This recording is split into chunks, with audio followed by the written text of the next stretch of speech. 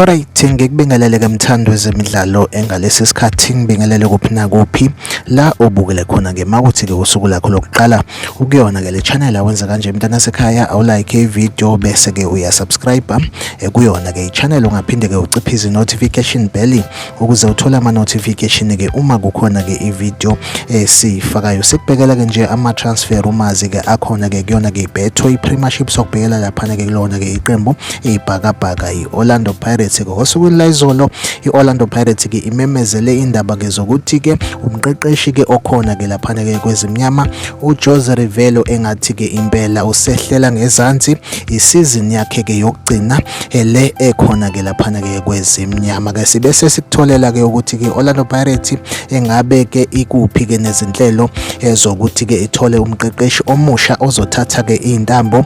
kuyena ke uJose Rivello ke sathola ke ngomthombo wangaphakathi ukuthi Orlando Pirates kunabaqeqeshi ke ababili njengamanje ke ekhuluma nabo kube ukuthi ke oyedwa wabo uzothatha ke intambo njengomqeqeshi. Kuthiwa ke lapha ke umqeqeshi wokuqala uyena ke lapha ke uRoland Mokoena njengamanje ke oqeqesha iqembu elalapha ke eMorocco lapha ke iWydad Casablanca. Umqeqeshi ke wesibili uyena ke lapha ke uPitso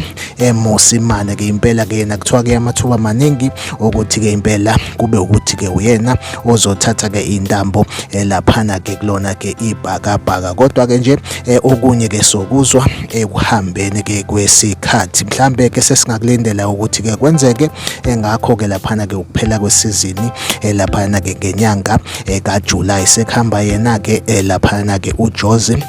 Rivello ke yona update engiyiphethe ke njengamanje like ivideo bese ke uyasubscribe kuyona ke ichannel mina nawe asihlangabezana kwivideo elandelayo nisale kahle.